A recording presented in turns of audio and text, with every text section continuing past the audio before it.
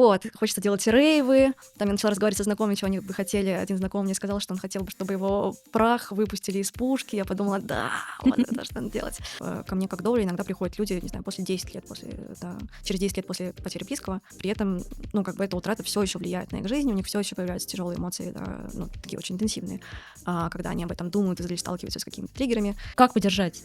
Есть ли какие-то такие, не знаю, такое глупое слово лайфхаки, да? Все будет хорошо, я не знаю, от чего ты плачешь, давай Все пройдет, через год станет легче. Сейчас мы тебя как-нибудь развеселим, вот это все. Но это сложно, правда сложно. Как человек к этому готовится, и можно ли вообще к этому подготовиться? И в чем дуола может помочь? Спланировать процесс умирания — это вообще что такое? Звучит дико, думала в том числе я до того, как выучилась на доулу смерти. И если что, доула смерти никогда не тот человек, который такой, типа, нет, тебе пора умирать. В смысле, я, к сожалению, знаю такие мнения о том, что доулы смерти якобы не помогают, да, как-то, не знаю, бороться с болезнью, когда еще есть возможность ее вылечить. Это не так.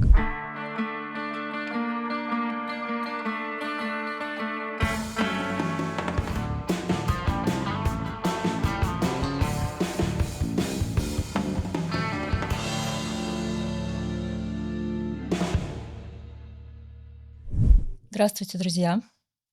Начну сегодняшний выпуск «Элементалики» с цитаты писательницы Маргарет Митчелл. «3 вещи в этой жизни всегда застают нас не вовремя: смерть, роды и подача налоговой декларации». О родах мы уже поговорили. Вы можете посмотреть выпуск на канале с акушеркой. Про налоговую декларацию не думаю, что я буду об этом разговаривать. А вот о смерти мне бы хотелось поисследовать эту тему, потому что никто от нее никогда не уйдет. И сегодня у нас в гостях доула смерти Анастасия Медведева. Это новая профессия нашего времени. Профессия, насколько я понимаю, пришла из Америки. Вот, там она зародилась. Что означает доула смерти? Что делает доула смерти? И как мы вообще раньше жили без доула смерти? В целом, вообще глобально доула смерти — это помогающий специалист, который поддерживает людей в конце жизни и после смерти близких людей, животных и после других утрат. Да, потому что процесс горевания в целом происходит не только после смерти близких, но и, не знаю, после расставания, эмиграции и других каких-то процессов, которые связаны с тем, что даже мы что-то теряем и обретаем что-то новое. Изначально было то, что называется смерть-позитивное движение. Это не означает, что это движение за смерть. Это означает, что это движение за какое-то осознанное отношение к смерти, да, без табуирования, без отрицания, с каким-то нормальным разговором об этом. И движение появилось как раз-таки потому, что в середине 20 века, да, смерть как-то осталась за стенами больницы, да, смерть ушла из домов, и были только специалисты, да, которым можно было говорить о смерти, которым можно было заниматься темой смерти, а все остальные были этой возможности лишены. И как раз-таки в ходе смерть-позитивного движения возникли, например, там домашние прощания, какие-то эко-похороны, такие вещи. И в том числе в процессе смерть-позитивного движения появилась профессия доула смерти. Да, тоже как вот эта попытка вернуть, индивидуализировать, что ли, процесс смерти и умирания, вернуть его из каких-то либо медикализированных, либо коммерческих сфер, да, то есть врачи, есть ритуальные агенты, там тантопрактики, в общем, какие-то специалисты, которые занимаются темой смерти, а всем остальным как бы этого касаться не нужно, нужно просто платить деньги специалистам, которые будут этим заниматься. Доулы смерти во многом стали такими адвокатами, да, прав человека в конце жизни, адвокатами его родственников, то есть людьми, которые могут помочь понять, чего хочет именно сам человек, чего хочет сам человек в конце жизни, чего хотят его родственники, как они могут проживать свое горе без каких-то стандартов, да, в том числе, если они, допустим, неверующие люди, им не подходят церковные ритуалы. Вот, это то, как это происходило, да, в Америке, и почему там эта профессия появилась. В России, я думаю, во многом, с одной стороны, как бы те же принципы действуют, там немножко они отличаются по хронологии, но тем не менее все это было и в России, и есть в России. Я думаю, что ковид, наверное, сильно повлиял, да, на то, что тема смерти стала больше, как раз таки стала выходить, да, из какой-то вот этой ам, Табуированности, да, да. Мгм. табуированности вот какой-то исключительно медицинской сферы, да, потому что а, ну, в общем, да, ковид довольно сильно повлиял, в принципе, на наш образ жизни. Мы больше стали сталкиваться с утратами, не только со смертью, да, опять же, с другими утратами. И это была какая-то история, которая повлияла вообще на всех. Да, в отличие от историй каких-то личных утрат, которые, ну, обычно мы про них не разговариваем, да, мы часто не знаем даже, что в наших там знакомых кто-то недавно умер. А есть ли какая-то вот региональная специфика по уходу, по прощанию, да, по тому, как это происходит в разных странах? То есть, потому что иногда смотришь, люди иногда в некоторых странах как-то проще, что ли, относятся, да, Мгм. потому что у нас это такая тема, что ты даже не знаешь, как относиться к этому. Вот, например, если взять меня, то у меня в моей жизни не было утрат близких людей, так как у меня не было бабушек и дедушек, у меня родители из дома, и у меня вот как бы не было такого опыта. Но когда я вижу, как происходит у других, я даже не знаю, как реагировать. То есть я не понимаю, как себя вести, да, как в этой... Ну, потому что мне как-то, ну, у меня нету такого ощущения, да, что вот какое-то... самое страшное, что со мной происходило, это потеря моей собаки. Вот, это вот я прям прочувствовала всю вот эту историю.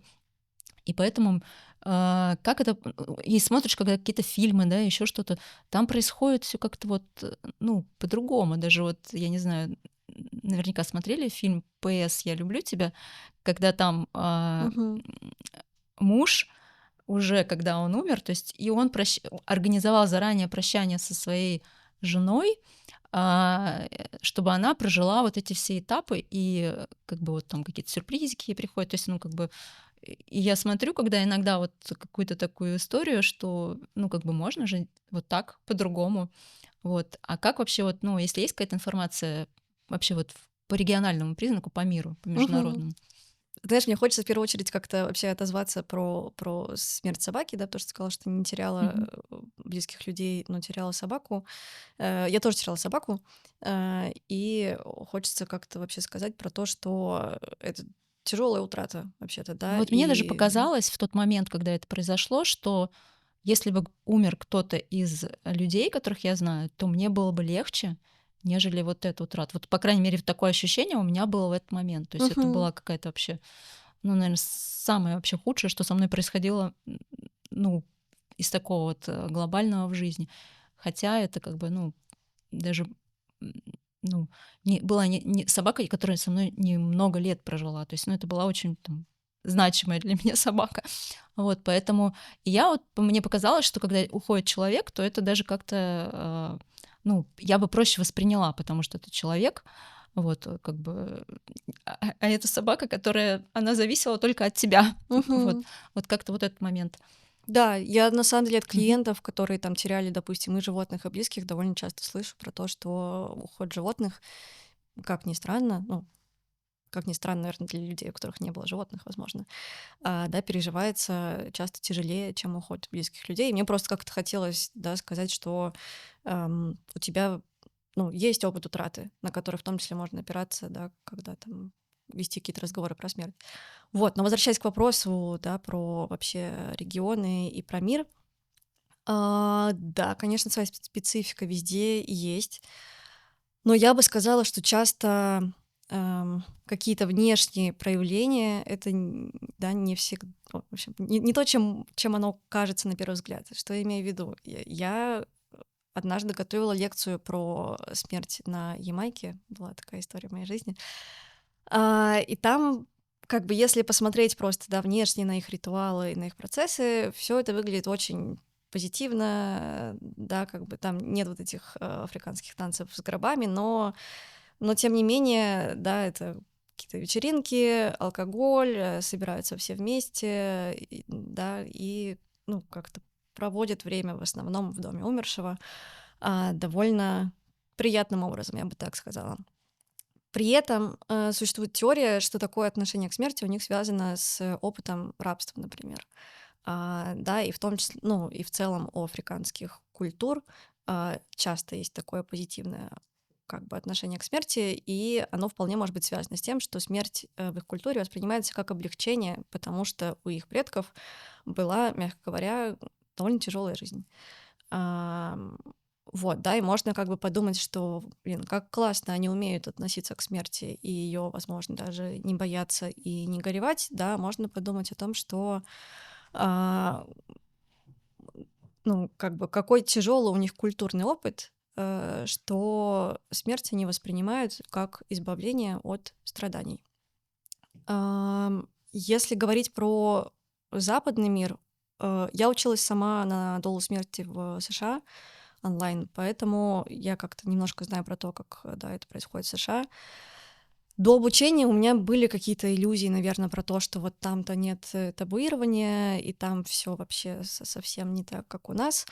А, После обучения я бы сказала, что все, ну, где-то глубоко внутри скорее похоже. Да, например, что там есть название профессии девдула, есть также название профессии end of life дула, да, то есть как бы доула смерти, либо доула конца жизни. Второе название используется ровно потому, что люди боятся слова смерть, да, потому что, ну, как бы... Кстати, да, мы его сегодня так дерзко упоминаем, да, хотя не все вообще готовы даже слышать это слово, Мгм. потому что все его заменяют какими угодно там фразами, да, но не хотят слышать это. Поэтому, ну, как-то мы сегодня посмотрим и будем говорить без купюр о смерти. Да, Вот. я Мгм. просто, как, конечно, Мгм. из-за того, что я часто это слово употребляю, я как-то очень спокойно к нему отношусь. На самом деле, даже я как-то забываю иногда, да, что для людей это слово может быть каким-то диким, непривычным, вызывающим в том числе какие-то тяжелые чувства. Вот, да, и, собственно, да, на обучении в Штатах мы много говорили в том числе про табуированность смерти, да, про то, как вообще говорить, не знаю, про то, как себя представлять, когда ты, допустим, работаешь с пожилыми людьми. И там довольно много избегания смерти в том числе. Да, но в отличие, я бы сказала, в общем, я бы сказала, что табуирование, если сравнивать США, да, и Россию, есть и там, но в США, наверное, больше практик появилось за последнее время, которые как-то помогают свой личный подход к теме смерти найти. Да, там распространены, например, дев-кафе, так называемое кафе смерти, где люди просто приходят поговорить о смерти. В целом, вообще-то, в России они тоже есть. Когда я говорю в России, я, наверное, в первую очередь имею в виду Москву и Петербург в данном случае. Но такого сильного распространения, как в США, конечно, нет. В США много есть разных практик, связанных с погребением, да, какие-то альтернативные способы погребения, способы взаимодействия с телом, домашние похороны, эко-похороны, сделать там кристалл из праха, всякие новомодные штуки, типа костюм гриба, который съедает твое тело и всякое такое. В общем, да, как бы я понимаю, почему это вызывает улыбку. И многие из этих вещей, они на самом деле, ну, как бы они красиво и классно звучат, но вообще-то они еще далеки от того, чтобы их использовать в реальной жизни. Но это все тоже помогает как-то говорить о смерти, да, помогает на нее смотреть, да, и вообще видеть, что она может быть разной в том числе. В России есть специфика похоронной индустрии, да, организовать похороны в России — это, ну, как бы в целом сложно, мягко говоря. Сложно, эмоционально очень тяжело, и там ты думаешь, да, не там, а тут, ты думаешь в первую очередь о том, как бы сделать так, чтобы вообще просто, не знаю, простите, тело твоего родственника не испортили в морге, да, и не нарваться на мошенников, и какие-то такие вещи, а не о том, не знаю, как это сделать можно красиво, да, как можно сделать это так, чтобы это было про твоего близкого действительно, а не про какие-то стандарты. Я бы сказала, что опыт похорон, он, наверное, все таки на мой взгляд, сильно влияет на отношение к смерти в целом. Да, и люди, у которых был опыт похорон, они ну, запоминают вот это в том числе, да, они запоминают не только то, как можно, ну, попрощаться с близким, да, какое-то единение семейное, которое возможно в этой ситуации, но и запоминают, как, я не знаю, у них ритуальные агенты вымогают деньги. И это тоже влияет на возможность как-то говорить вообще дальше о смерти, в том числе, да, не знаю, со своими знакомыми, как-то распространять вообще знания, которые у тебя есть, опыт, который у тебя есть. И есть регионы, в которых есть, да, специфика, связанная с домашними животными как раз-таки. Если не ошибаюсь, это Япония. Да, там, ну, в целом там отношение к домашним животным другое, да, там можно встретить людей, которые гуляют с колясками для собак, вот такие всякие вещи. И в Японии, да, как бы похоронить домашнее животное можно как, ну, члена семьи, по сути. В России, допустим, захоронение домашних животных, в принципе, незаконно. Ну, люди это делают, но они нарушают закон таким образом. Есть еще, наверное, да, специфика, связанная с добровольным уходом из жизни. Да, это то, о чем в России обычно, ну, вообще не говорят, потому что у нас нет никаких законных практик для этого, но то, что распространено в Европе, например, чуть меньше распространено в США. И в США как раз это довольно табуированная тема. Ну и в целом, да, так как там в некоторых штатах есть запрет абортов, понятно, что они иначе относятся как бы к прерыванию уже существующей жизни в том числе. Но да, в Европе есть движение за такое право на достойную смерть, я бы это так сформулировала.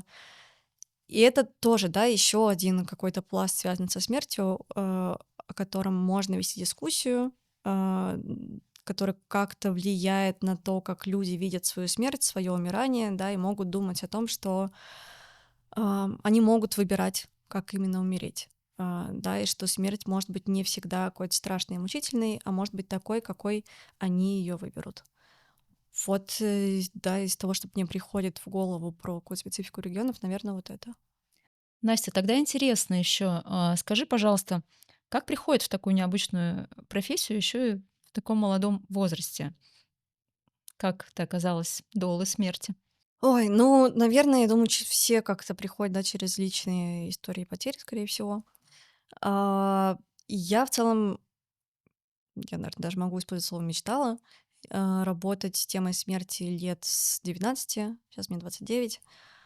У меня тогда впервые умер ровесник, мой хороший знакомый, и мне как-то сильно запомнились его похороны. Ну, во-первых, это в целом были первые похороны, на которых я была в своей жизни.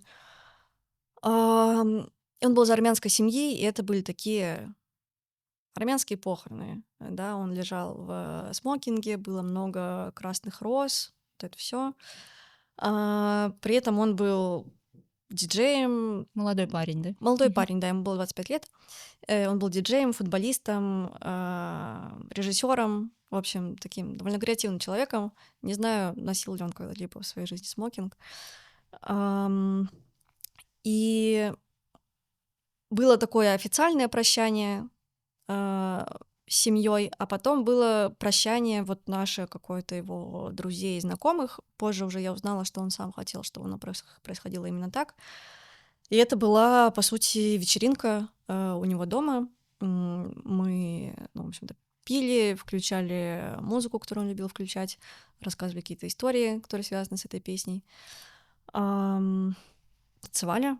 Э, в общем, да, и внешне, да, если так посмотреть, ну, это выглядело как какая-то типичная тусовка людей в районе там 20 лет.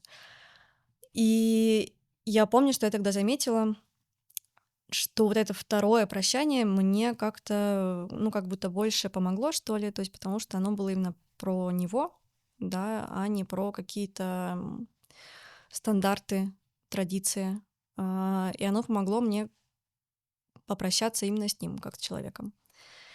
И я тогда, да, мне было 19, я подумала, что, блин, было бы классно делать такие прощания. Но из-за того, что я была прям очень юная, у меня в голове были какие-то... Максимализм такой юношеский, да? Да, ну то есть я думала, что вот, хочется делать рейвы. Там я начала разговаривать со знакомыми, чего они бы хотели. Один знакомый мне сказал, что он хотел бы, чтобы его прах выпустили из пушки. Я подумала, да, вот это то, что надо делать. Вот. И, в общем, я как-то думала сначала идти в ритуальную сферу, да, собственно, в Коросту, которая занимается прощаниями. И довольно долго я думала о том, что хочу это делать, работала в разных других сферах. А потом, наверное, да, и, собственно, почему я этого не делала, потому что это казалось дикостью. Ну, как бы в целом такой формат прощаний казался дикостью, и вообще идти работать в тему смерти казалось дикостью, и, ну, в общем, как Вряд ли сейчас были бы говорят, клиенты у у такой истории. Ну, по крайней возможно, мере, учитывая специфику возможно, нашего отношения. возможно. Ну, в любом случае, я как-то даже не решалась попробовать. Потом был какой-то постепенный подход к теме смерти. Во время ковида я волонтерила в госпитале ковидном и как-то впервые, да, м, столкнулась с ней так близко. Ну, то есть, что при мне умирали люди, я как-то не то чтобы, да, сопровождала их как доула, потому что я не была тогда доулой, но в целом я была с людьми в конце их жизни, и для меня это оказался какой-то очень ценный опыт, совершенно не, ну, как бы эмоционально тяжелый, но совершенно не грустный, я бы так сказала, а скорее наоборот какой-то жизнеутверждающий. И я была очень счастлива тогда. Я помню, что да, я выходила из этого госпиталя, садилась на велик, ехала по этой пустой Москве и чувствовала себя настолько живой, насколько я себя никогда не чувствовала больше. И потом в 22-м году, да, когда случилась э, беда, скажем так, как я считаю, с нами со всеми большая, и м, тема смерти стала как будто настолько, не знаю, распространяющейся на вообще на все вокруг, что стало невозможно от нее отворачиваться. И у меня было довольно много страха перед смертью, да, я боялась, что я могу погибнуть, мне было тяжело от того, что много людей погибают. И мне как стало понятно, что ну, я могу пытаться этого избегать, а могу, наоборот, как-то к этому повернуться и поближе с этим познакомиться. И я тогда решилась на свою вот эту, к своей мечте работы со смертью приблизиться. Хотела идти сначала как раз в ритуалку, не нашла ничего в России, что мне было бы близко в этом плане, потому что ритуальная сфера в России очень такая ам, не инновационная, я бы так сказала. Вот, она как бы скорее как раз про стандарты и традиции. Мне хотелось чего-то другого. И тогда я вспомнила, уже несколько лет до этого я знала, что существует профессия доула смерти, да, и что есть образование, которое можно получить в США.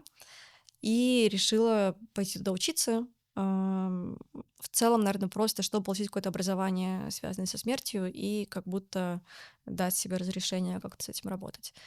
И уже во время обучения на доулу смерти я вдруг поняла, что вообще-то мне очень нравится эта профессия, и я хочу быть именно доулой смерти, а не как бы ритуальным сотрудником. Вот как-то так и получилось. Стадии горевания, они вот, ну, как бы уже все описаны, да, по шаблонам. Э, Мгм. там отрицание, потом последнее — это принятие. Мгм. И, они у всех так происходят? То есть вот действительно, что у каждого происходят вот эти вот 5 стадий, и по-другому никак. То есть либо бывают какие-то исключения, да. И еще, ну, наверное, интересен больше опыт, потому что как вообще это происходит у разных людей по-разному. И, ну, вот поподробнее как-нибудь так расскажи, потому что мне иногда кажется, как можно загнать такую серьезную историю в, ну, как бы в такую шаблонность, что тебе говорят: "А, подожди, пройдет, у всех проходит, и у тебя там Мгм. пройдет, там есть сроки, которые кто-то где-то установил, и, собственно, все, значит, все будет хорошо". Вот Мгм. хотелось бы, как вообще это на опыте? Да, я Мгм. улыбалась, когда ты говорила про стадии горевания, потому что мне кажется, это то, что не знаю, в общем, если есть люди, да, вне профессий каких-то смертельных, которые что-то знают о горевании, то это как раз стадия горевания. При этом эти стадии горевания сейчас считаются скорее устаревшей концепцией. Сейчас считается, что горевание — это нелинейный процесс. Да, то есть это не какой-то процесс, который идет из точки А в точку Б, и вот прям ровно так, и вот там он заканчивается, и все. Стадии горевания в принципе, как бы в теории существуют, да, их намного больше, чем вот эти 5. Но важно то, что человек не проходит вот так вот этот путь, и он там где-то заканчивается, а скорее то, что человека колбасит, я бы сказала, по этим стадиям, да, и можно из отрицания оказаться в принятии, а потом через несколько лет оказаться в гневе, а может быть, снова в отрицании. И это нормально. А, Потому что, ну, как бы, я бы сказала, потому что горевание — это во многом процесс обучения, да, жизни без чего-то, что было для тебя значимо. И можно на каком-то этапе жизни этому научиться, но потом жизнь твоя изменится. Не знаю, допустим, у людей, которые, да, потеряли родителей, однажды родится ребенок, возможно, и они сами станут родителями. И вот эта утрата, которая казалась уже, в общем-то, как бы то прожитой, а горевание законченным, может снова как-то актуализироваться и дать о себе знать, потому что, ну, контекст жизни изменился, да, потому что теперь я сам стал тем человеком, кем была моя мама, я стал что-то про нее, возможно, понимать, у меня появились какие-то вопросы, как-то мои отношения внутренние с ней изменились. И да, когда я говорю про отношения, я в том числе говорю про то, что отношения с утраченным, они не заканчиваются. И горевание — это не какой-то процесс, у которого есть такая точка конца, да, где вот все, мы здесь закончили горевать и пошли дальше, и все. Да, мне нравятся две концепции, связанные с гореванием, мне они близки. Первая про то, что отношения с утраченным, они не заканчиваются, а развиваются. А, Да, человек перестает существовать в каком-то материальном мире, или какая-то вещь, не знаю, домашнее животное перестает существовать в материальном мире. Но наши с ним взаимоотношения продолжаются, потому что, по сути, наши взаимоотношения происходят, да, не вот здесь, а здесь. А здесь ничего никуда не уходит. Образ человека, образ близкого, он все равно там всегда остается. И также мне близка концепция о том, что сама утрата с течением времени меньше не становится, да, как бы горе не заканчивается. Я бы даже сказала, что горе, может быть, не уменьшается. Оно всегда вот есть одного и того же размера. Но сама жизнь скорее начинает вырастать вокруг этой утраты. Да, у нас появляются новые связи, новые какие-то роли, новые, не знаю, идентичности внутренние, новые какие-то копинг-стратегии, способы, да, проживать свои эмоции, вообще проживать жизнь, в принципе. И за счет того, что возрастает вот эта вот жизнь вокруг утраты, как бы утрата ощущается меньше, да, она ощущается меньше именно по сравнению с тем жизненным опытом, который мы приобретаем после утраты. А, Но это не значит, что она как бы исчезает, да, она остается, просто мы скорее становимся больше, чем тот опыт утраты, который у нас был. Как ты помогаешь людям или как вообще помогать какому-то человеку, который пережил утрату? Потому что у меня как бы тоже была такая своя история интересная, когда мне моя подруга, ну, там, сказала, что там у нее ушел папа, и я не знаю, как ее поддержать. Я как бы все, что, не знаю, мне как-то само пришло в голову, я ей сказала, что, ну, я тебя понимаю, у меня тоже уходила собака. То Мгм. есть и это я поняла потом, насколько дико и оскорбительно это прозвучало для человека. То есть как бы, но я это говорила искренне, потому что я понимала, какую там боль испытывает человек. Как поддержать? Ну вот есть ли какие-то такие, ну не знаю, такое глупое слово лайфхаки, да, но если вот человек как-то с тобой поделился, потому что я понимаю, что и человеку неудобно, потому что он не знает, как другой будет чувствовать себя. Ну, по крайней мере, я бы себя, наверное, так ощущала, что мне бы даже не хотелось делиться или какими-то вещами. Мне даже с некоторыми не хочется делиться, потому что я понимаю, ну зачем? Зачем как Мгм. бы вот эту вот свою какую-то там горе и боль на кого-то там перекладывать, портить людям настроение. Вот. Также и когда кто-то с тобой делится, ты не знаешь, как себя вести. То есть есть ли какие-то вот такие правильные какие-то советы? Да, есть несколько. В целом какой-то главный, да, я бы сказала, это вообще давать человеку быть собой. Да, и ты сказала про шаблонность. Это вот как раз во многом про то, чтобы не втягивать человека в какой-то шаблон, да, не ожидать, что он должен быть сейчас, я не знаю, грустным и рыдающим, а через месяц ему должно уже становиться лучше, и он уже должен как-то начать выходить с тобой гулять, например. Да, это давать человеку просто возможность быть тем, кто он есть сейчас, таким, каким он сейчас может быть. Да, это и про то, что человек может быть, ам, не знаю, не хочет сейчас говорить о чем-либо, кроме своей утраты. А может быть, он наоборот хочет говорить, да, как бы о каких-то других вещах и не хочет говорить про свою утрату. Может быть, он хочет весь день сидеть дома, а может быть, он не хочет находиться дома вообще. В общем, важно как бы не втягивать человека в какие-то представления о горевании, да, которые у нас могут быть, и скорее нормализовывать то, что с ним происходит прямо сейчас, да, и помогать ему понять, что то, что он чувствует, это нормально. Даже если он чувствует, может быть, радость, может быть, облегчение, да, потому что, ну, утрата часто может приносить с собой в том числе позитивные эмоции. И людям часто стыдно за это, и им сложно этими эмоциями делиться в том числе.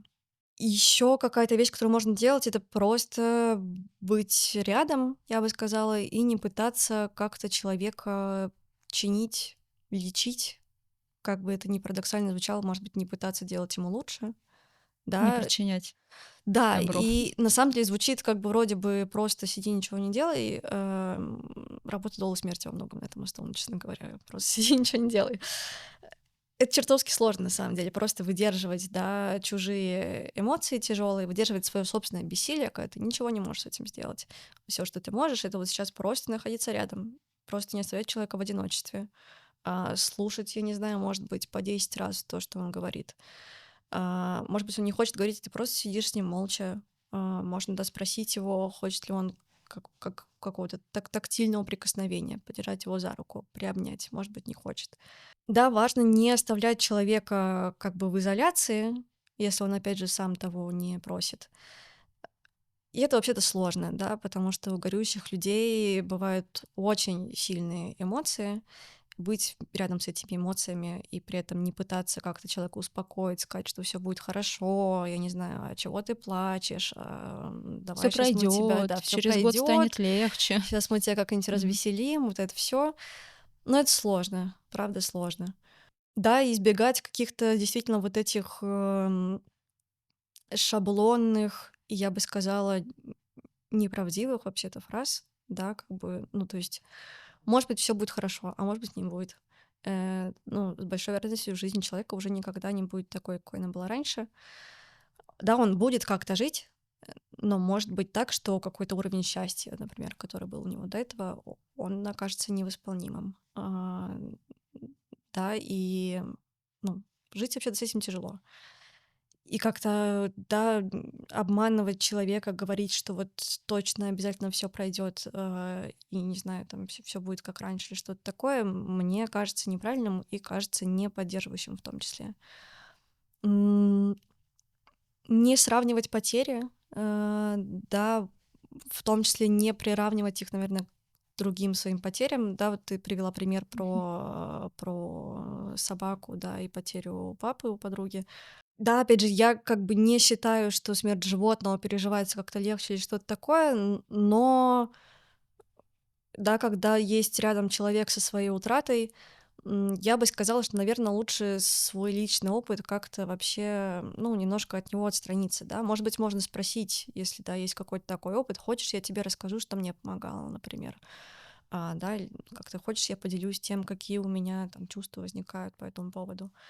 Это прям хорошие такие, а, фразы, Мгм. потому что, я думаю, что, нужно многим взять на заметку, что не нужно как бы это все вываливать Мгм. тому, у кого сейчас вообще ты не знаешь вообще, что у него в голове. Да. И, но с большой вероятностью, да, человек как-то хочет, скорее со своей утратой побыть, а не с чужой, да, и нужно создать какое-то пространство для его утраты, а не для своей. И не, ну, и точно, да, не нужно, не знаю, ну, то, с чем я сама лично сталкивалась, да, когда у меня умерла собака, это какие-то довольно обесценивающие, честно говоря, комментарии, да, про то, что вот как бы ничего страшного, а, успокойся, да, и как бы что, ну, это же собака. Сейчас как бы, да, для меня, как для профессионала, это все звучит дико. При этом я подозреваю, что люди все еще продолжают использовать такие фразы. Ну, смотри, я в этот момент оказалось, что я какая-то одна, меня никто не может понять вообще, вот как бы мои Мгм. чувства. И я полезла искать на каких-то форумах, вообще это нормально ли Мгм. чувствовать такое от потери питомца. И я увидела, что люди там горюют по много лет. То есть они там, говорят, и прошло 5 лет, а я в депрессии, то есть я не могу принять эту ситуацию, я постоянно думаю об этом. И я там, ну, как-то я сама, ну, я не прибегала там к услугам психологов, я там как начала смотреть какие-то фильмы про, ну, вот подобной тематики, имея в виду, что как вообще люди переживают вот какой-то уход. Это были человеческие уходы, то есть я абсолютно чувствовала, что это вот, ну, приравнено, и даже, может быть, даже где-то для меня было это более значимо, нежели человеческий уход. Поэтому да, тут как бы такая, ну, ты остаешься один, тебя вообще никто не понимает в таких Мгм. моментах. Да, и у людей, как бы, да, опять же, вот это неумение выдерживать чужие эмоции тяжелые, оно приводит к тому, что ты пытаешься как-то сделать человеку лучше, да. Люди, когда вот это обесценивают и сравнивают, они делают не для того, чтобы тебя задеть, они как бы, ну, искренне хотят, чтобы тебе стало лучше, и поэтому они говорят, да, там, я не знаю, если немножко отойти в том числе от темы смерти, да, когда люди, не знаю, расстаются с любимыми, могут сказать что-нибудь типа, ой, да ты найдешь себе еще лучше. Да, или там при эмиграции люди тоже часто слышат, что вот, зато ты теперь живешь, там, я не знаю, вот в такой прекрасной Португалии, у тебя там солнышко и море. Ну, как бы, может быть, да. Ну, нужно какое-то время, да, для того, чтобы человек вообще мог заметить, в том числе, возможно, какие-то позитивные эффекты от своей утраты. Они действительно часто бывают. В довольстве это принято называть дары смерти. М, да, но есть как бы время и место для таких, даров, и это точно не сразу после утраты, и точно не когда у человека нет запроса, да, на такие дары. Еще из каких-то поддерживающих, лайфхаков, и я бы сказала 2, наверно, вещи. Первое — это не исчезать, когда кажется, что стало лучше. То есть бывает часто так, да, что человека после смерти близкого окружают поддержкой, но эта поддержка уходит, там, я не знаю, через месяц, через полгода. Ну, потому что, в целом понятно, да, у людей есть свои жизни, они переключаются на свои жизни, и в целом кажется, что человеку, наверное, уже стало лучше, и может действительно выглядеть так, что ему стало лучше, да, но мы помним о том, что горевание — нелинейный процесс. То, что ему стало лучше сейчас, не означает, что ему там завтра не станет снова хуже, да, что он не упадет в какую-нибудь другую стадию в том числе. М, И в целом, да, горевание — процесс длительный. Может быть так, что, условно, второй год горевания может быть тяжелее для человека, чем первый. И очень важно, чтобы у человека даже на протяжении какого-то длительного периода времени была возможность, да, своими переживаниями поделиться, какую-то поддержку получить, даже если кажется, что прошло очень много времени. Ко мне как доулер иногда приходят люди, не знаю, после 10 лет, да, через 10 лет после потери близкого. Потому что они А, когда-то в тот момент не прожили, да, это? ам, Часто, да, Мгм. часто бывает так, что у них не было какого-то поддерживающего окружения, и было не с кем поговорить, да, и при этом, ну, как бы эта утрата все еще влияет на их жизнь, у них все еще появляются тяжелые эмоции, да, ну, такие очень интенсивные, когда они об этом думают или сталкиваются с какими-то триггерами. Тут еще, наверное, стоит сказать, что в целом изоляция во время горевания — это один из признаков, один из провоцирующих факторов для возникновения ПТСР, да, травматического расстройства, и в том числе для возникновения осложненного горевания. Это все уже как бы медицинские диагнозы, с которыми доулы не работают. Но я тут скорее говорю про то, что да, изоляция в горевании, невозможность поделиться с кем-то своими чувствами и не столкнуться при этом с осуждением приводит к болезни. А болезнь может приводить, ну, к каким-то более печальным последствиям, в том числе к суициду, например. В общем, это не только про то, чтобы как-то человеку в моменте сделать лучше, но и про то, чтобы человек не столкнулся с чем-то очень страшным дальше. М, Вот, и, наверное, последний лайфхак, которым я поделилась, это особенно актуально для какого-то прям первого времени после утраты. Да, помогать физически делать какие-то вещи, не знаю, привозить еду, убираться дома, помогать деньгами. Вообще-то очень классная поддержка во время горевания, потому что работать в таком состоянии сложно, прямо скажем. И при этом не ожидать, что человек как-то сам объяснит, что ему надо. Люди в горевании часто такие довольно замороженные. Если их спросить, да, как бы, а, чем тебе сейчас помочь, человек, может быть, даже ничего не сможет ответить, потому что он сам не понимает. Это некоторая как бы менеджерская нагрузка. Мне сейчас приходит в голову всякие рилсы про мужчин и женщин в быту, да, что как мужчины такие, ну просто мне скажи, что нужно сделать. Ну, как бы это вообще-то работа менеджера, да, как бы заменеджерить какие-то процессы, придумать, что нужно сделать. Вот классно это работа менеджера взять на себя, когда рядом есть человек в горевании, да, не заставлять его думать, что нужно сделать, а просто взять и сделать это.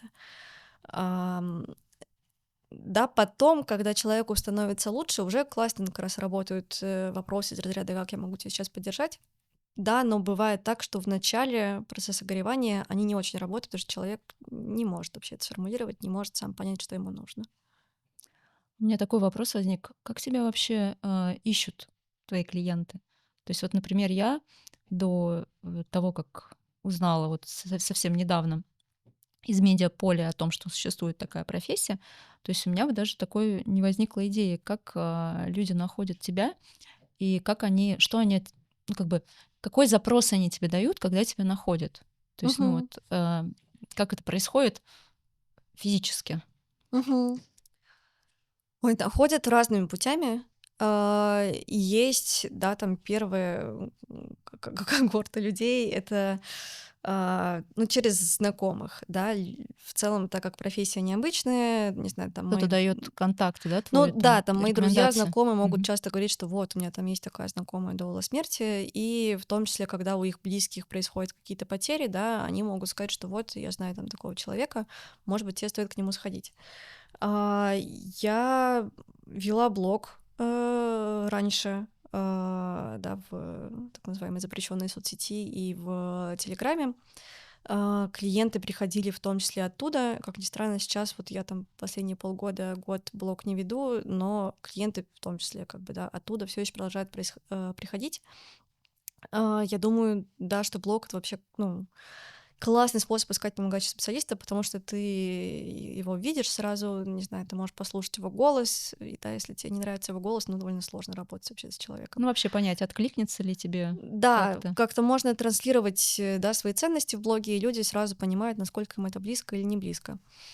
М, Есть еще реестр доул смерти.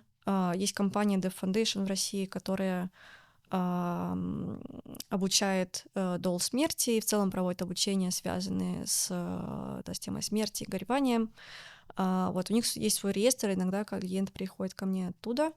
У меня есть сайт, как ни странно, иногда люди меня загугливают.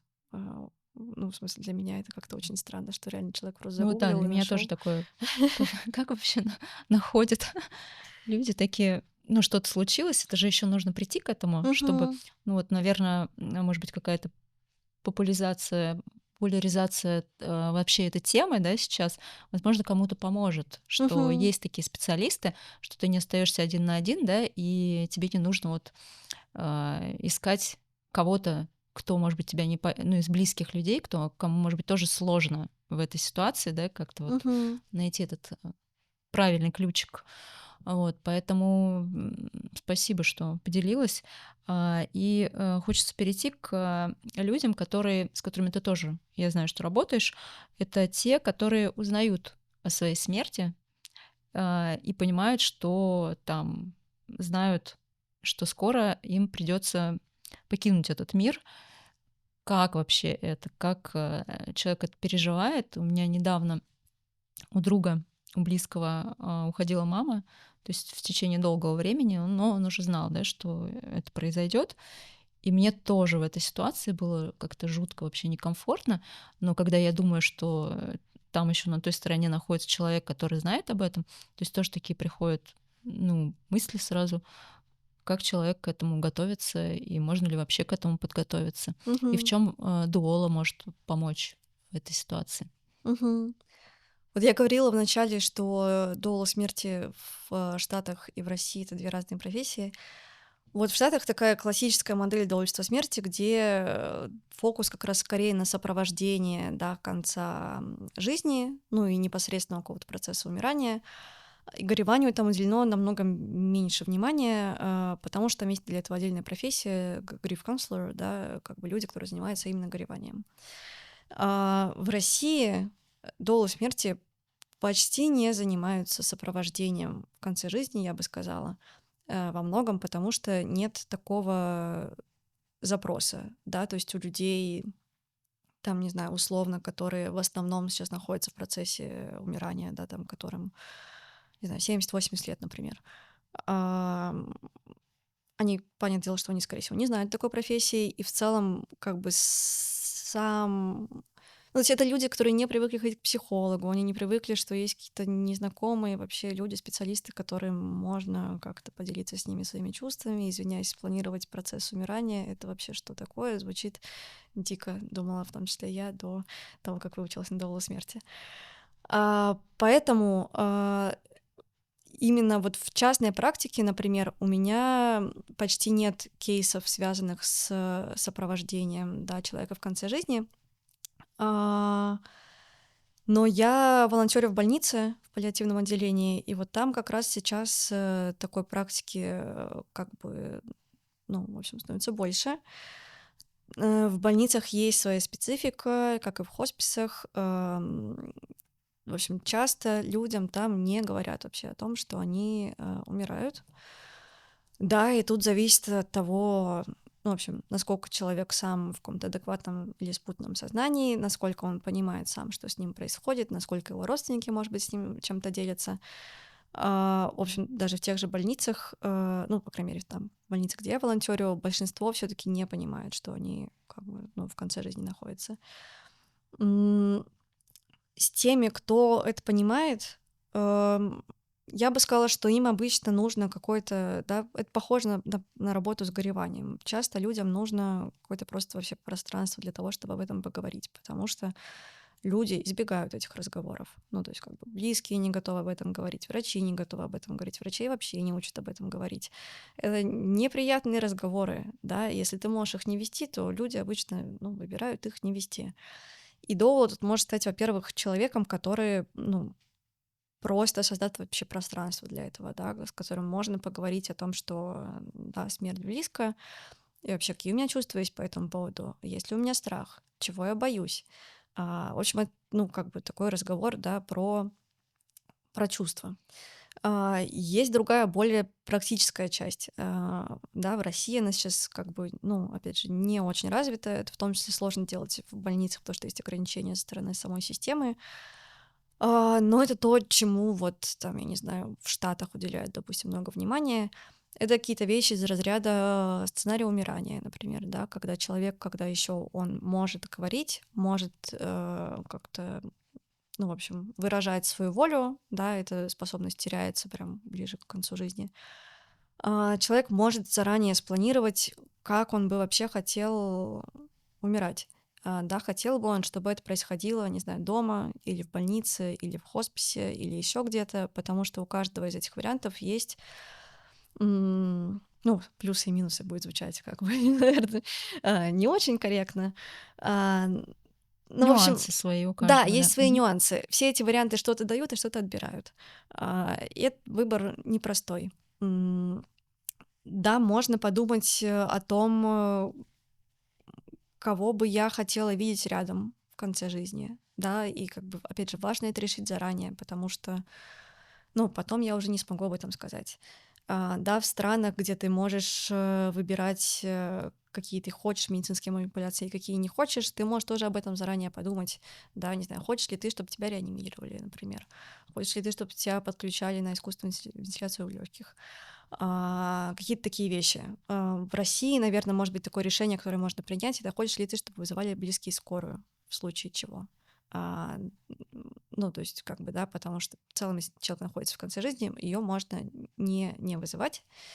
Но можно и вызвать. Вызов скорой может превратиться в реанимацию. Реанимация — это как бы, ну, тяжело, скажем так. В целом смерть в реанимации обычно не та смерть, которую люди хотят для себя. Но есть какой-то вроде бы закон, да, что нельзя отказать медицинской помощи в любом случае, по крайней мере, в России. Если человеку даже уже там совсем не очень, его все равно будет бесконечно помогать.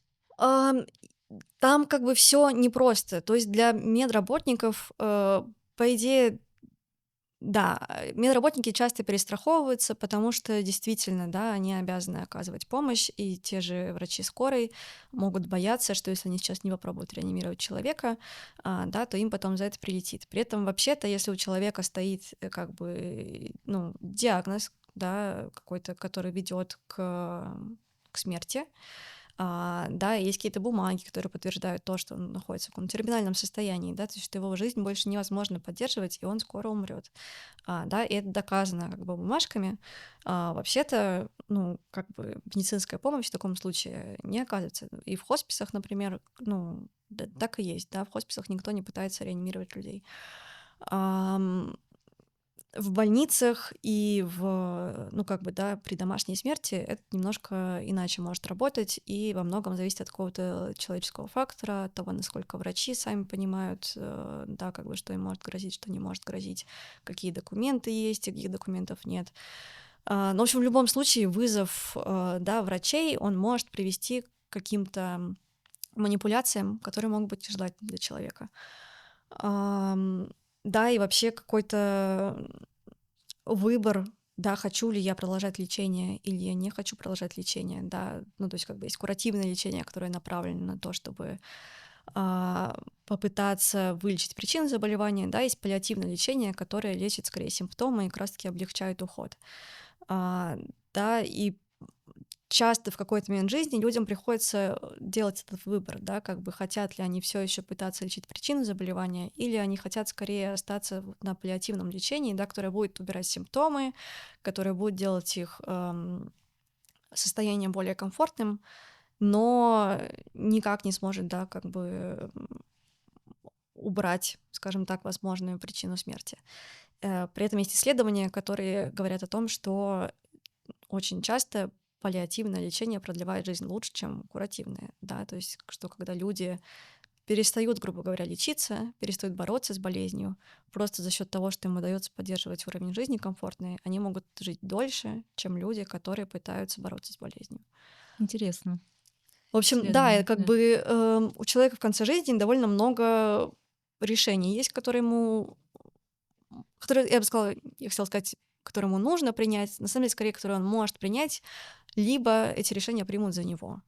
Да, и классно, конечно, если у человека есть возможность выразить как-то собственную волю.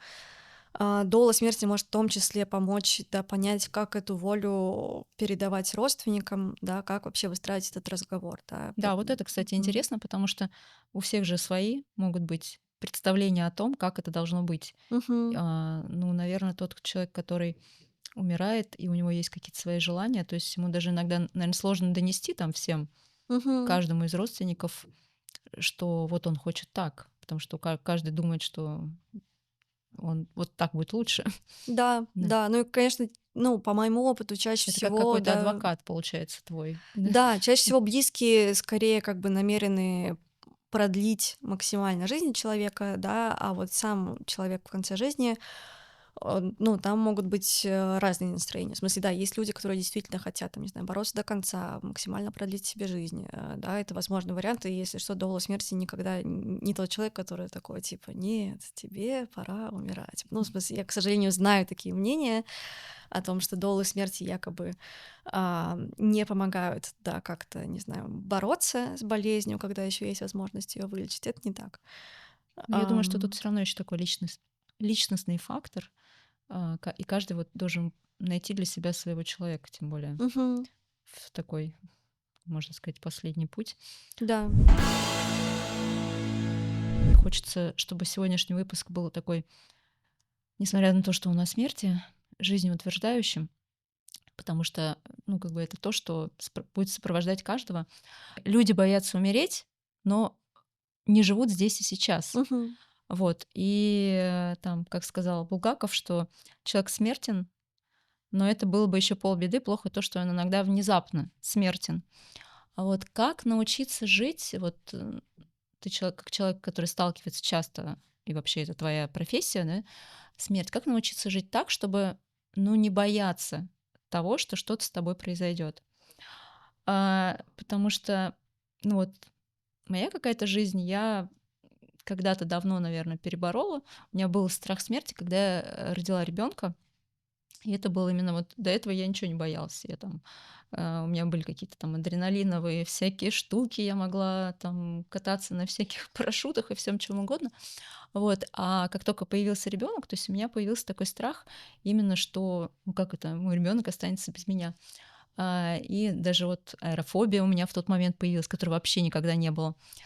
Ну, в какой-то момент какое-то пришло собственное осознание того, что я ничем не помогу тем, что я буду вот сейчас бояться. То есть это может случиться в любой момент. Иначе тогда вообще даже выходить страшно на, ну, как бы делать шаг за пределы, не знаю, там, своего какого-то безопасного пространства. А, Как людям жить, как научиться не бояться и вот найти вот эту философию, что нужно вот здесь и сейчас быть в моменте и не думать о том, что случится что-то плохое. Хотела поделиться, что в моем личном опыте период, когда я не боялась смерти, это было, когда я была в депрессии и была довольно несчастна. Да, потом жизнь моя стала лучше, и я стала счастливым человеком. И страх смерти стал сильнее, скажем так, да, потому что, ну, люди боятся в целом не смерти обычно, да, они боятся, ну, чего-то, что стоит за смертью. Они боятся, не знаю, разлуки с близкими, да, боятся не доделать какие-то важные для них дела. В общем, много там может быть разных вещей, которых люди опасаются и не хотят для себя. И я так к чему, что вообще-то бояться смерти это нормально. Ну, то есть, да, зависит, наверное, от уровня этого страха. Есть действительно какой-то... ам, не хочется здесь употреблять какие-то слова типа здоровый, нездоровый, но я бы сказала, мешающий жизни страх. Да, наверное, с ним стоит работать со специалистом. Доулы иногда работают с такими вещами, но в целом я бы сказала, что это скорее запрос к психологу. А есть страх смерти, который не совсем мешает жизни и который скорее вообще-то, ну, защищает нас, да, от каких-то действий, в том числе, может быть, каких-то ненужных рисков, которые могут привести к смерти. Вот, это как-то, чтобы нормализовать вообще страх смерти для начала. Я бы сказала, да, что, ну, как можно вот, может быть, из каких-то тревог о будущем и о своей внезапной, возможно, кончине переключиться на жизнь здесь сейчас. Мне нравится подход к переключению через ценности, да, то есть как бы у нас в жизни какие-то цели, чего мы хотим достичь, а есть ценности, это вообще как мы хотим жить, какими людьми мы хотим быть, да, то есть это не про результат, а про процесс.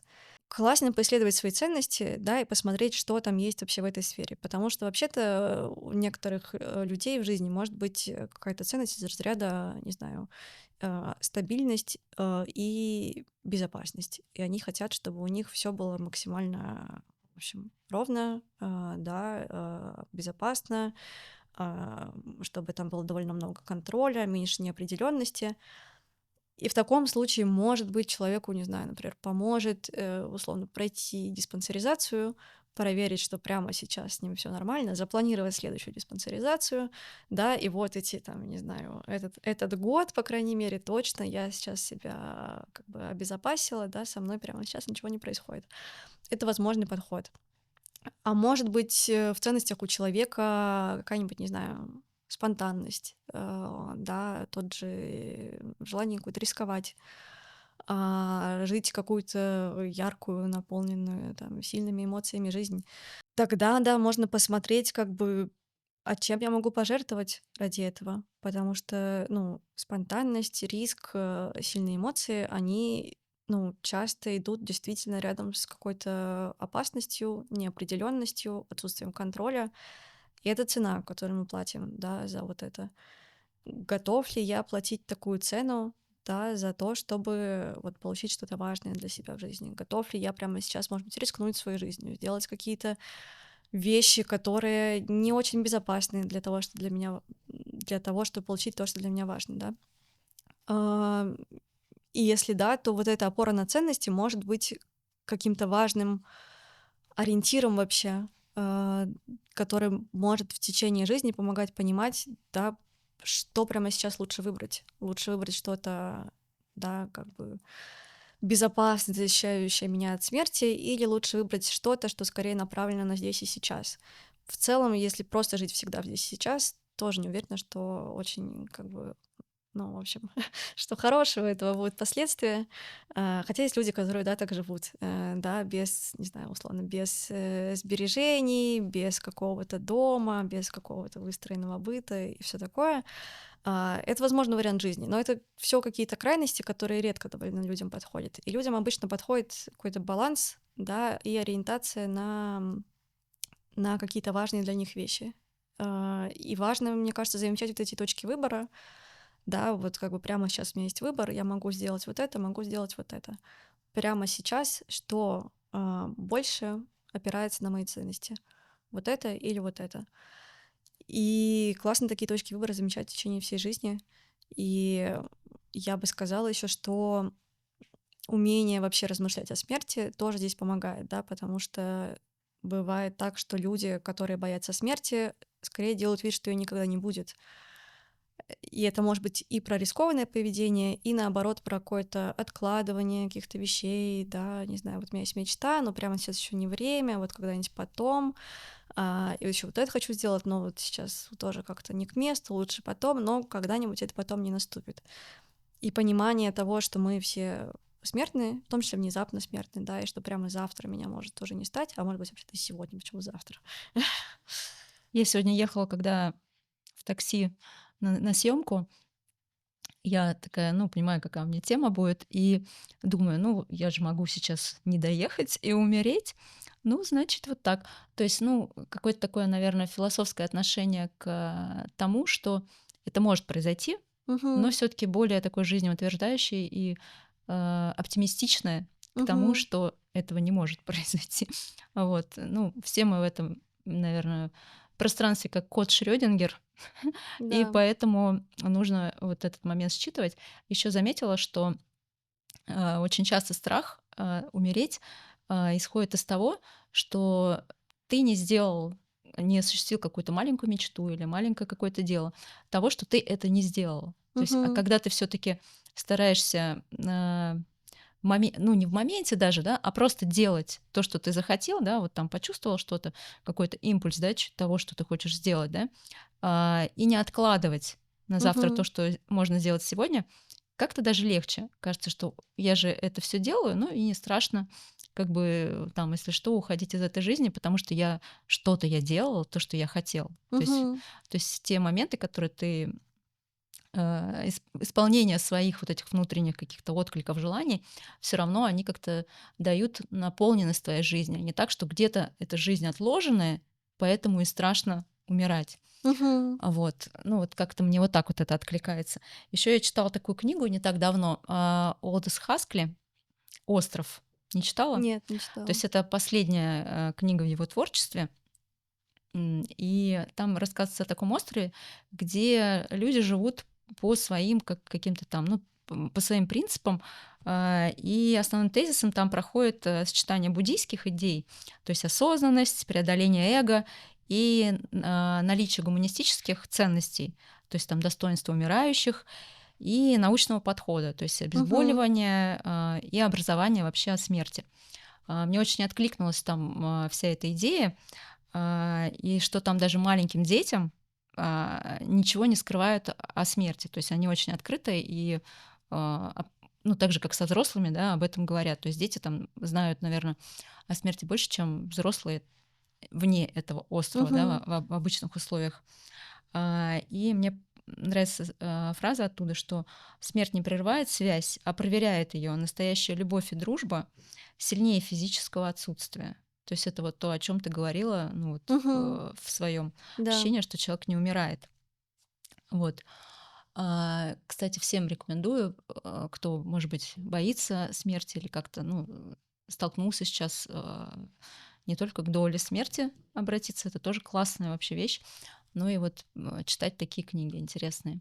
Да, вообще Да. буддистские Мгм. практики, кстати, очень, ну, короче, там очень много всего про смерть, да, и про принятие конечности всего, и в том числе про принятие вообще отсутствия контроля в этой жизни, да. Потому что мне откликнулось, ты когда говорила про то, что м, классно не откладывать вещи, да, что в том числе помогает со страхом смерти как взаимодействовать. С одной стороны, да, с другой стороны, мне кажется, что также важно принять, что обязательно что-то будет, что мы сделать не успеем. Сто А, процентов. Да, и вот этот какой-то баланс того, чтобы стараться жить свою жизнь так, чтобы не пожалеть потом ни о чем, а с другой стороны принять то, что обязательно мы о чем-нибудь пожалеем. Ну, как бы жизнь прожить, как говорится, не поле перейти. Невозможно делать все идеально, невозможно успеть в этой жизни все. Да, невозможно, не знаю, встретить бездетную старость где-нибудь в Италии и одновременно с этим вырастить да, семью как свое какое-то продолжение жизни. Это постоянно выбор, и мы всегда от чего-то отказываемся. И да, принять то, что у нас не будет все, мне кажется, что это тоже очень как-то помогающее и поддерживающее. Даже не знаю, все мы вопросы сейчас охватили. У меня такое ощущение, что что-то я еще хотела вот узнать, но не пойму что. Вроде бы все спросила, чего-то прям вот еще хочется. Может быть, какие-то моменты расскажешь, вот как физически происходит твоя работа ну, с твоими клиентами? Мгм. Это как бы, в общем, да, это очень разные какие-то сферы работы на самом деле. Если говорить про горевание, то моя работа очень похожа на работу психолога на самом деле. Мгм. И в целом я училась потом уже после долгого обучения, училась работе с горем у психологов и поняла, что, ну, в общем, работа психологов и доул в горе очень похожа, потому что горе — это не какой-то процесс ненормальный, который нужно как-то лечить, а это, ну, что-то естественное, где нужно человека просто поддерживать, нормализовывать, помогать ему понять, как ему быть с тем, что происходит прямо сейчас. Да, и это могут делать и психологи, и доулы, и вообще-то, честно говоря, считаю, что это могут делать близкие люди, в том числе. Да, но, в общем, у близких людей есть свои взаимоотношения с горюющим, там есть своя специфика, не всегда это возможно. А, вот, и обычно это консультации просто часовые, очные или онлайн, да, где я скорее задаю вопросы, либо информирую как-то, если у человека есть запрос на информирование. Вот. А работа с сопровождением человека в конце жизни, она немножко другая.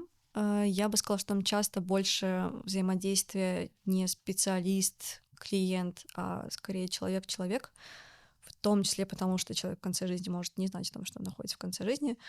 Да, и вот не знаю, А сейчас это я. правильно вообще, когда человек, ну, когда человека не ставят в известность об этом? Это, ну, этически спорно, я бы так Мгм. сказала. Ну вот у меня есть, допустим, клиентка с деменцией, ей, к сожалению, сколько ни ставь ее в известность, она не Мгм. запомнит, кто я. Ну вот я решила, что, да, что, У тебя м, родственники, получается, да? да, я ориентируюсь как бы все таки в общем, мне кажется, что важно даже не то, как я себя называю, а то, как я откликаюсь на запрос человека, да. То есть я смотрю на то, на что у человека есть запрос. Если у него нет запроса говорить о смерти, ну, не буду я с ним говорить о смерти. Даже если я доула смерти, да, мы обсудим, я не знаю, молодость этого человека, прошлое, какие-то, ну, может быть, да, утраты его, если они его волнуют. Да, но я не буду говорить ему о том, что вот вы сейчас, значит, скоро умираете, давайте про это поговорим. А есть те, которые вот знают, что они умирают? Мгм. Такие есть у тебя люди? Такие встречаются вот как раз в паллиативе. Мгм. Ну, я бы сказала, что процентов 15, может быть, пациентов Это люди паллиатива. как-то, они уже позитивно настроены к тому, что происходит, ну, и насколько это вообще можно назвать позитивным, либо все таки находятся в какой-то стадии страха и отрицания. Как это происходит? По-разному. Ну, во-первых, да, во-первых, как бы люди разные, во-вторых, все таки они проходят часто некоторый процесс. Да, еще зависит сильно от возраста. Ну, то есть если это люди, там, условно, 70-80 лет, они, по моим наблюдениям, чаще все таки ориентированы на то, чтобы, ну, как бы не бороться, да, с каким-то там заболеванием, а скорее как-то подводить, действительно итоги жизни. И у них бывает страх, но он скорее какой-то такой довольно спокойный. Ну, то есть, как бы, да, я не знаю, что там будет. Конечно, меня это пугает. Это нормально, что меня это пугает. Ам, Если речь идет про более молодых людей, да, там, условно, 50-60 лет, я, наверное, чаще замечаю все таки борьбу и нежелание умирать, да, и в том числе какое-то отрицание смерти. И надо сказать, что меня это даже как-то в какой-то момент сильно напугало, потому что я слышу часто одни и те же вещи, которые люди говорят, да, что вот я столько всего пережил, я такой сильный человек, я обязательно справлюсь. Вот я знаю, что у остальных не получается, да, я вижу, где я нахожусь, я вижу, что люди умирают. Но у меня точно получится. Да, и когда люди один за другим говорят, что у них точно получится, и при этом они умирают, ну, был какой-то момент, когда меня это стало сильно пугать, что ли, ну, просто по-человечески, да, потому что я догадываюсь, что я, наверное, буду также про себя думать. И вот вообще в целом это какое-то состояние, да, когда, м, ну, самообмана, что ли, оно для меня какое-то, ну, опять же, просто по-человечески пугающее. А есть ли в этом какая-то надежда? Ну, то есть все таки человек надеется до последнего? Да, Ему же это конечно, нет, помогает? ну, надо сказать, да, Да. что, опять же, я Мгм. никогда, да, человеку не, ну, в общем, Ну, как-то. естественно, да, ты не будешь ему говорить: "Нет, Да, ты все более таки". того, если человек верит в то, что он выживет, я стараюсь вместе с ним верить в то, что он выживет. Я знаю, что бывает разное, да, и я очень люблю пример с беженством. Беженство считается болезнью со стопроцентной летальностью, при этом есть как минимум один точно кейс есть излечения ребенка от бешенства. Да, то есть это как бы уже не 100%, а 99 и много там циферок после запятой. Да, и я как бы вроде бы я человек неверующий и все такое, скорее как раз ориентированный на науку, но я верю в то, что, может быть, другие люди назвали бы чудесами, а я скорее верю в то, что есть вещи, которые наука не знает, которые медицина не знает. М, И, в общем, да, я в целом вполне верю в то, что могут разные вещи происходить. А, Просто существует статистика, да, как бы и по статистике они происходят редко, что не означает, что когда-нибудь это не может произойти, как бы на моих глазах в том числе. Да, это уже к вопросу, полон стакан или пуст. Кем ты оказываешься в этой статистике? То есть у нас есть выпуск, на канале про чудеса. Мы Мгм. там обсуждаем такие тоже интересные стечения обстоятельств, и совпало. Вот, поэтому кому интересно и кто хочет жизнью утвердиться, тоже рекомендую посмотреть. Наверное, будем уже подходить к концу Мгм. нашего диалога. Есть такая египетская книга мертвых, Мгм. и там ее перевод звучит так, то есть начало, да, пути того, куда ступает в загробный мир тот человек, который умер. А, Строки этой книги начинаются словами «изречения для выхода в свет дня». То есть получается, что все равно это какой-то переход не куда-то во что-то страшное, да, а просто во что-то новое и что-то, да, где, возможно, будет даже интересно узнать, что там. Вот. Хотелось бы, чтобы, ну, может быть, какие-то там религиозные моменты, да, людей поддерживают, там у каждого своя религия, вот, но чтобы, по крайней мере, мысли о смерти не портили то, где мы сейчас Мгм. находимся. Вот.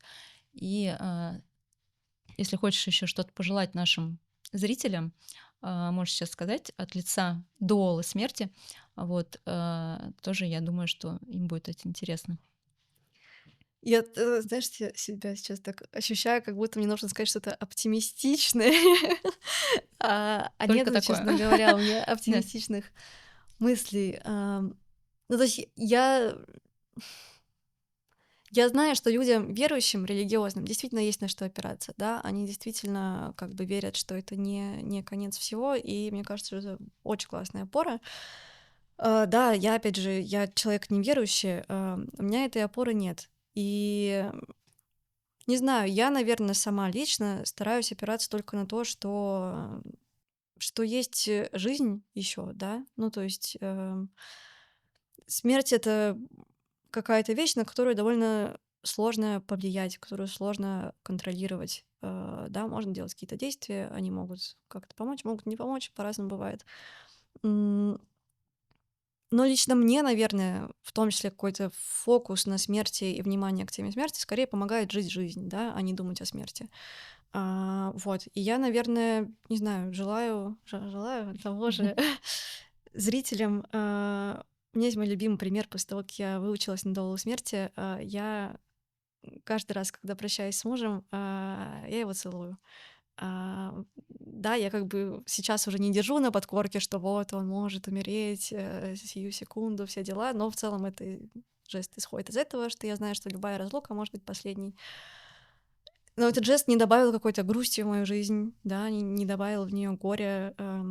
Наоборот, как-то стало больше любви, и я стала больше замечать любовь. И спокойствие, наверное, да, какого-то. Вот такое.